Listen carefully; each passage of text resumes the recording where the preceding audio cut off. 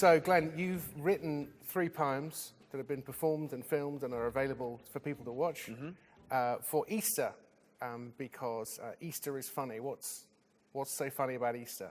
Everything's funny about Easter. Okay. Not only the big picture, so at a big picture level, Easter is the grand comedy.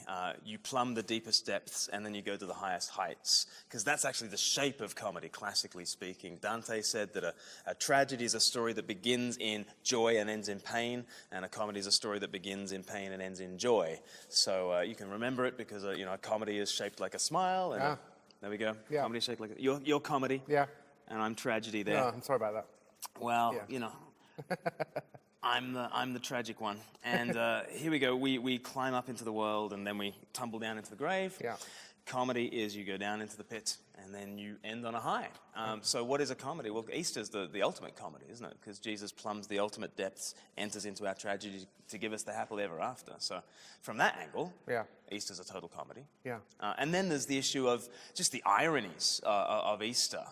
The way in which this story unfolds is, at times it's not laugh out loud funny, but it is. I often say, I wouldn't open with it at the comedy store. Right. Yeah, but it's comic. It works comedically because although so I think your overall thesis Dante's thesis of tragedy ending in, sadness and comedy ending in joy is true. If I may say, as a sitcom writer myself, the jokes and comedy on a small level tend to work in terms of incongruity, things that shouldn't be, that are next to each other, are put next to each other. Yes. I'm not convinced. I'm trying to write a book on this at the moment. I'm not convinced that there is a grand unified theory of comedy, because the moment you have a plan, a joke comes up which doesn't fit any of the rules, and that's what jokes do. They kind of break rules. They're pretty anarchic. Yeah. And we can maybe talk about that later. But at the same time, Easter throws up loads of really weird incongruities, not only about who Jesus is, but then what happens to him, the story of Easter from Palm Sunday through to Good Friday, through to the resurrection on Easter Day, which this year, in 2018, is April Fool's Day. Hence, talking about Easter and comedy. Absolutely. Yeah. So you've written these 3 poems, starting with Palm Sunday. Right. What's the comedy in Palm Sunday? There's a guy on a donkey. Which is funny. It's funny. Yeah. Donkeys are inherently funny. They are. Yeah. You can make a real ass of yourself and all that. Yeah. So there is meant to be a king who is having his, great procession. And it turns out to be a funeral procession. It's meant to be on his way to a coronation. It ends up being on his way to an assassination. He's meant to be on some stallion. It ends up being on a donkey. Or 2 donkeys. In Matthew remembers a second donkey that was there, which is just, that's funny. Yeah, and also it's a young donkey. Yes. So his feet are sort of dragging along the ground. Yeah. It's pretty undignified. Yeah. Now, of course, the thing is, a theologian at this point will say, well, of course, we know exactly why Jesus is on a donkey, don't we? Zechariah 9. Zechariah 9. Right. What does Zechariah 9 say? I'm sure you've got it off the top of your head, but... see him come gentle and riding on a donkey, on a colt, the foal of a donkey. Yeah. So it's easy to look at the fulfillment of Scripture and explain the weird moment. Right. But then it's easy to look past it and just go, they think that he's going to be their king. He's riding into victory. The crowds are all there. And here he is he on a donkey? Yeah. Is he on 2 donkeys? Yeah. It's not. Yeah. What is going on? How do you even ride 2 donkeys at once? Yeah. With retaining your dignity. Answer, I don't think you can. You don't. But, he's on his way to a cross, which will be his throne. Yeah. And how do you keep your dignity there? You can't, and so there's something deeply subversive about that. So we're onto the comedic, style, and just the very person of Jesus himself, coming to planet Earth. We've got God becoming man, which is inherently comedic. Wasn't it Aquinas that spoke about the body as brother ass? Right. That actually, it's quite a beastly thing for God to become a man, and now he has to go to the bathroom, and now he has to, participate. He participated in mammalian birth, the God who made us, covered in goo, and we had to smack him so he'd start breathing. Yeah. And he gets acne. Yeah. And he's an awkward, gangly teenager. for a few years. And, yeah. You know, that's ridiculous. That's. I'd like to see a gospel about those years. That'd be interesting, wouldn't it? But there are some around. There are some around, but I'm not sure that we would endorse them necessarily. Yes. But so, I mean, the idea of the incarnation is inherently comic in the same way that, I mean, people talk about superheroes now are very, very serious. Yes. But back in the 70s, when they were making the original Superman movies, it was funny.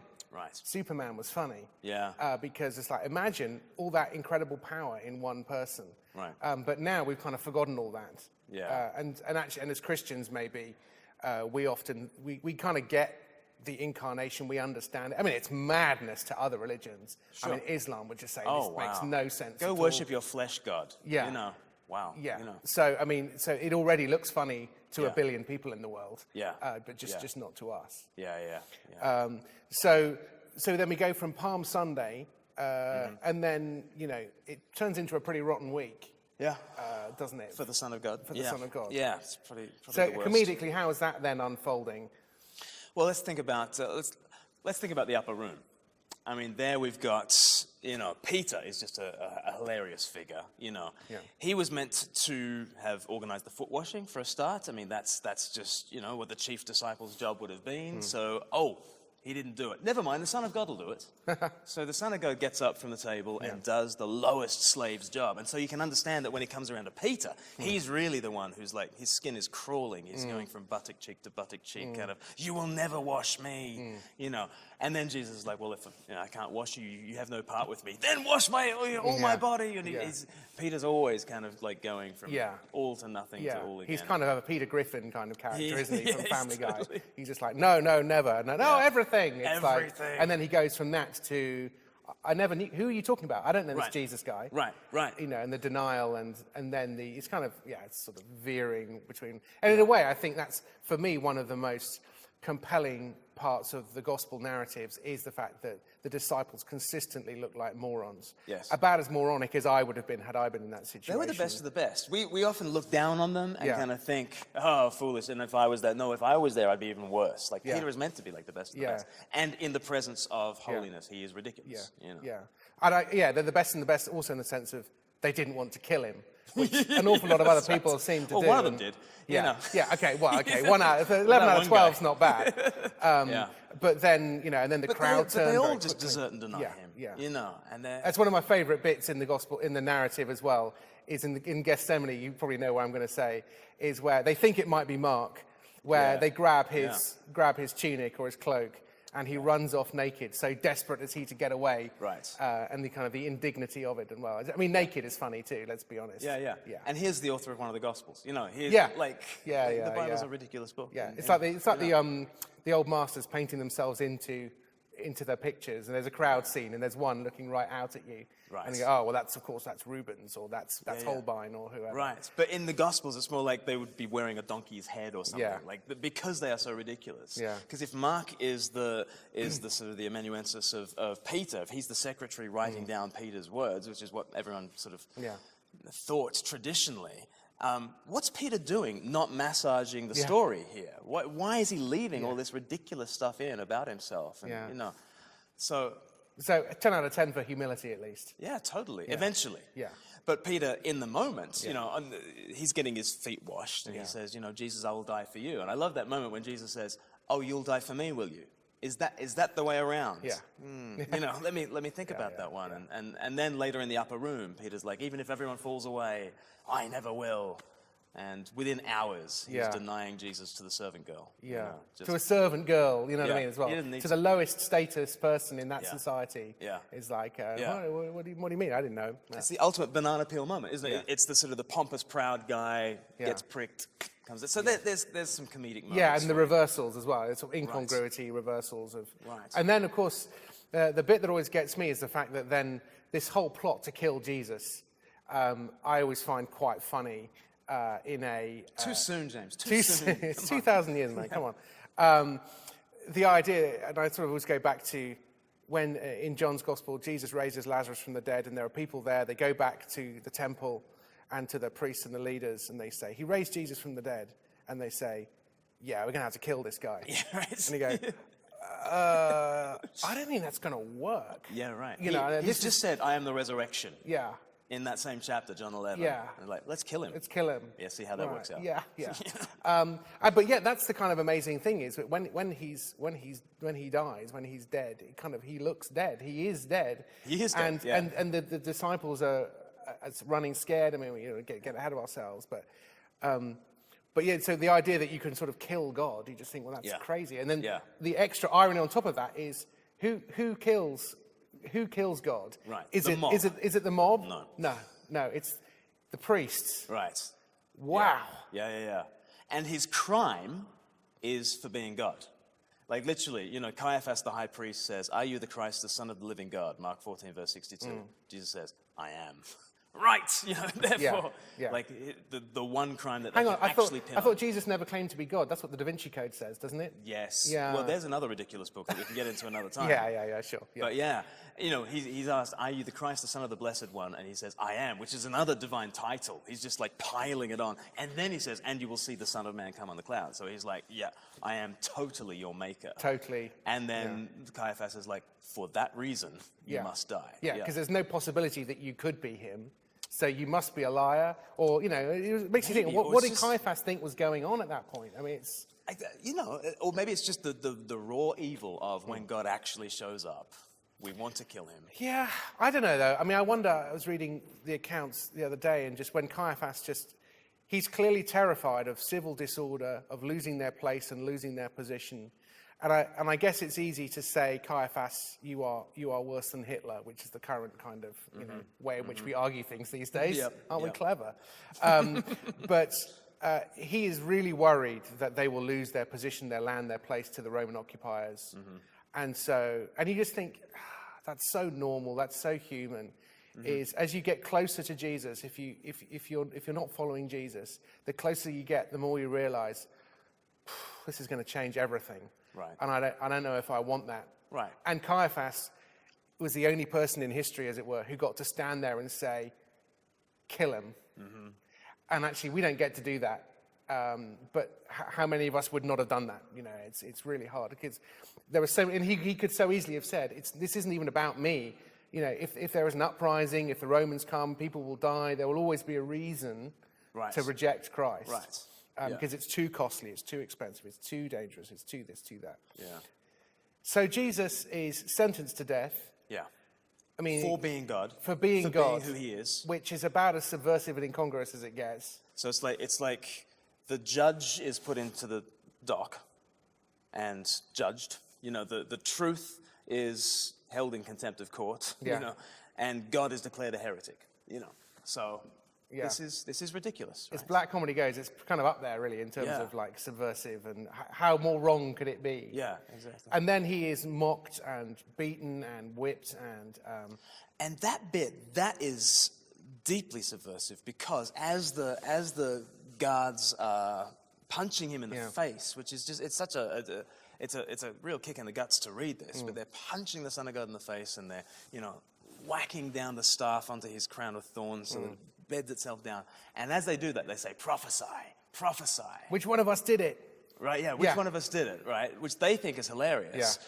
But the joke's on them because hundreds of years earlier, all the prophecies are actually coalescing around them. Yeah. And precisely what they're doing. They're like, "Prophesy," like he is the prophet. Yeah. And that's the amazing thing, isn't it? That not only are the religious people then co-opting the Roman soldiers to do their dirty work, but also the religious people kind of had memorized most of the Old Testament. Right. They knew the prophecies. And it's kind of incredible that could they not see that this was the moment, but I guess it's very easy to say that with 2,000-year hindsight.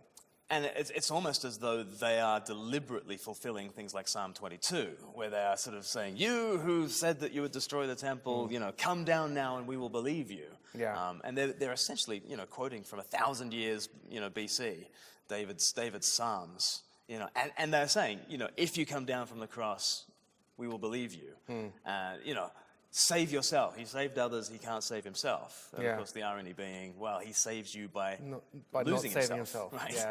Yeah. And the idea that he's there with common criminals. And I can never get over the fact that one of the criminals is about to die and yet takes time out of his last dying breaths to heap insults Yeah, on this. It's like, what is wrong with you? Well, if someone treads on my toe, I'll probably, give that's someone a right. mouthful. But you just think, not now, man. Come on. Yeah, Pull yourself together, man. So I was just Honestly, like, have a bit of is this dignity. how you want it to end? Yeah. But then it is. He's not in a good place. But then that's true. He's made some bad choices. But then the other criminal it's like, isn't it amazing that to a criminal he says, "You will be with me in paradise." Yeah.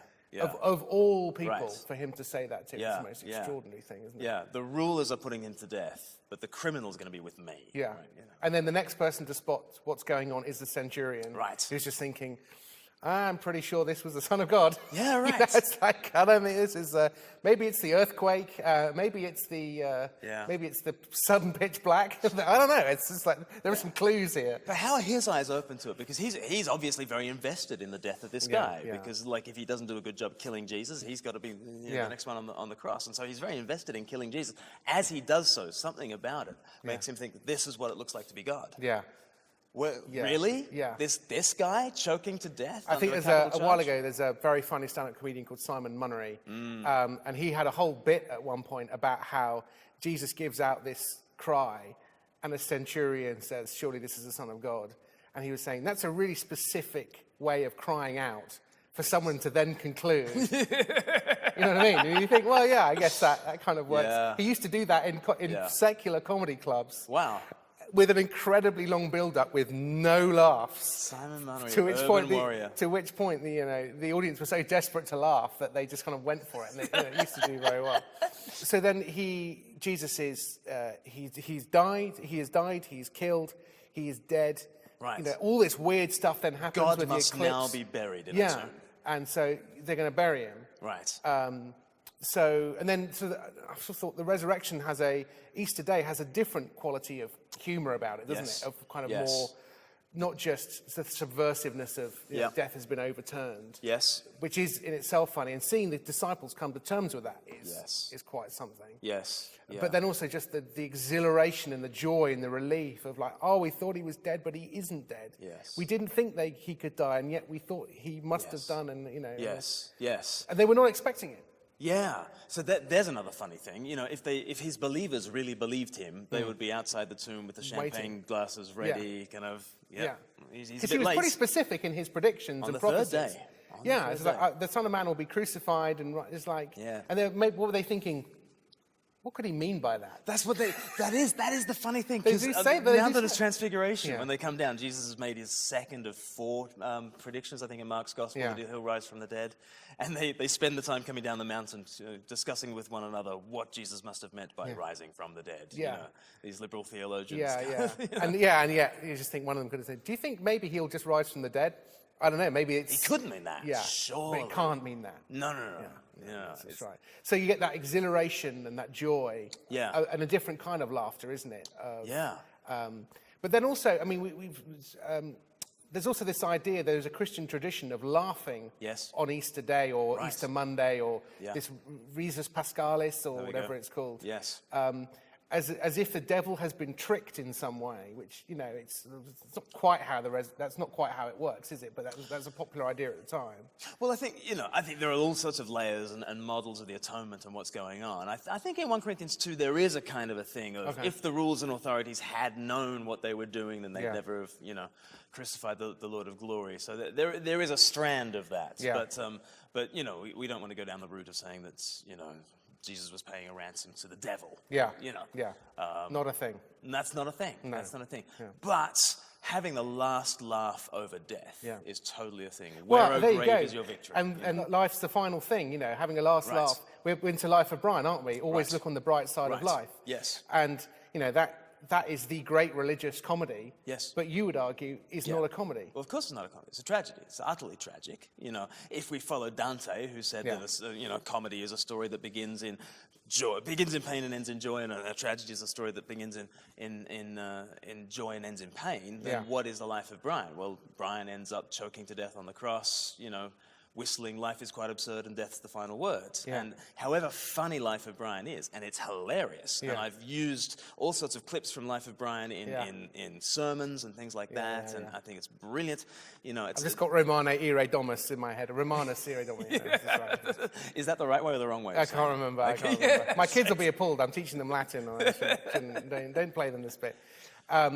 But it is ultimately a hopeless film, isn't it? Oh, it's so tragic. I can't watch the ending. It's the ultimate stoicism, really, isn't it? Right. It's just that's it. Life's life is quite absurd. Life is quite absurd, That's and the final word. the final. Give it a grin, and in one sense, it's very appealing, isn't it? Because it's safely untheological. Because it kind of takes away that having to decide about who Jesus is. Right. It's like, well, cheer up, chin up, everything will be all right. That kind of British chippiness. But there is no other answer to death. So if you don't go with Jesus rises from the dead, look around at all the other religions in the world. There's no hope for these bodies in this world. Look at every other worldview in the world. There's no hope for these bodies in this world. If Jesus didn't rise from the dead, I guess whistling through the graveyard to keep your spirits up is pretty much... Gallows humor is as good as you can get, really. And so that's to some extent what your book is about just looking at these two different ways of... And comedy and tragedy, and without the Easter story, it is unutterably tragic. We are just biological survival machines clinging to an insignificant rock, hurtling through a meaningless universe towards eternal extinction. But Starbucks has a new flavored latte, so that's nice, isn't it? Yeah. And have you tried hot yoga? It's fantastic. And, all this... Distraction, And we climb to the top of life, and we try to get all the experiences we can. And we know that we're just enjoying a tiny, brief moment in the sun, and then we tumble down into the compost heap from which we've emerged. And it's tragic. It's a total tragedy. But with Jesus, this is why we celebrate. This is why we can have the Easter laughter. Because there is feasting joy at the end of all things. And ultimately, who is the April Fool? Well, I guess we are. Right. Because we think death is the end, and with Christ, it isn't. Right. Ha!